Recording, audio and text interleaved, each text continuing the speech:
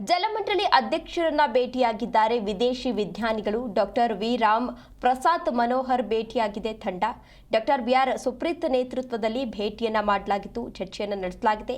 Supreeth Bengaluru city ವಿವಿಯ syndicate ಸದಸ್ಯರಾಗಿದ್ದಾರೆ. ವಿಹೆಟೆಕ್ ಸಮಾವೇಶದ ಮೂಲಕ ಪರಿಸರದ ಬಗ್ಗೆ ಜಾಗೃತಿಯನ್ನ ಮೂಡಿಸಲಾಗಿದೆ.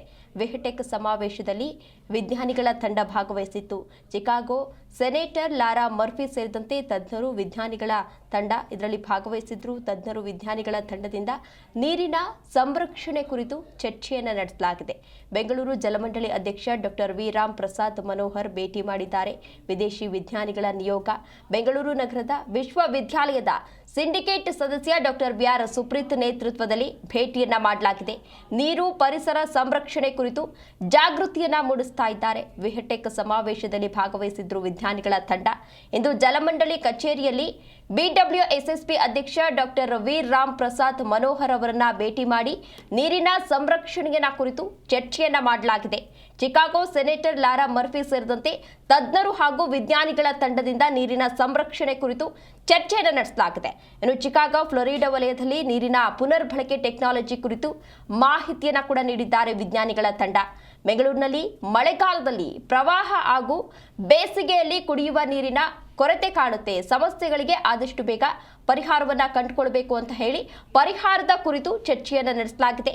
ನೀರಿನ ಸಂರಕ್ಷಣೆಗೆ ವಿದೇಶಗಳಲ್ಲಿ ಅಳವಡಿಸಿಕೊಂಡಿರುವಂತಹ ತಂತ್ರಜ್ಞಾನದ ಮಾಹಿತಿಯನ್ನ ವಿಜ್ಞಾನಿಗಳ ತಂಡ ಇಲ್ಲೂ ಕೂಡ ನೀಡಿದ್ದಾರೆ. ವಿಜ್ಞಾನಿಗಳ ನಿಯೋಗದೊಂದಿಗೆ ಮಹತ್ವದ ಮಾತುಕತೆಯನ್ನು ನಡೆಸಿದ್ದಾರೆ ಜಲಮಂಡಳಿ ಅಧ್ಯಕ್ಷ ರಾಮ್ ಪ್ರಸಾದ್ ಮನೋಹರ್ ಅವರು.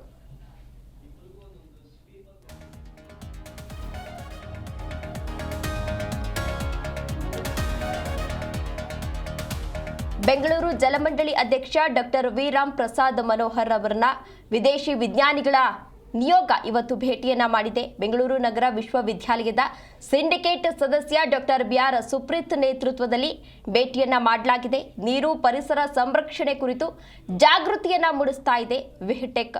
ಇನ್ನು ವಿಹೆಟೆಕ್ ಸಮಾವೇಶದಲ್ಲಿ ವಿಜ್ಞಾನಿಗಳ ತಂಡ ಭಾಗವಹಿಸಿತ್ತು. ಈಗಾಗಲೇ ಇಂದು ಜಲಮಂಡಳಿ ಕಚೇರಿಯಲ್ಲಿ ಬಿಡಬ್ಲ್ಯೂಎಸ್ಎಸ್ಪಿ ಅಧ್ಯಕ್ಷ ಡಾಕ್ಟರ್ ವಿ ರಾಮ್ ಪ್ರಸಾದ್ ಮನೋಹರ್ ಅವರನ್ನ ಭೇಟಿ ಮಾಡಿ ನೀರಿನ ಸಂರಕ್ಷಣೆಯ ಕುರಿತು ಚರ್ಚೆಯನ್ನ ಮಾಡಲಾಗಿದೆ.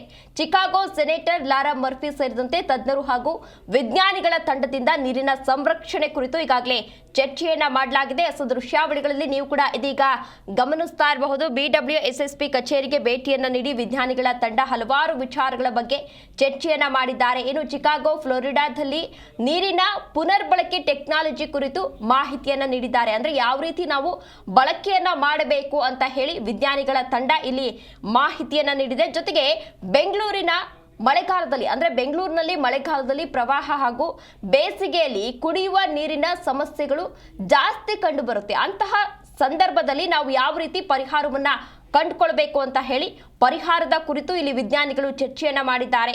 ಅದರ ಜೊತೆಗೆ ನೀರಿನ ಸಂರಕ್ಷಣೆಗೆ ವಿದೇಶಗಳಲ್ಲಿ ಅಳವಡಿಸಿಕೊಂಡಿರುವಂತಹ ತಂತ್ರಜ್ಞಾನದ ಮಾಹಿತಿಯನ್ನ ಕೂಡ ವಿಜ್ಞಾನಿಗಳ ತಂಡ ಈಗಾಗಲೇ ನೀಡಿದ್ದಾರೆ.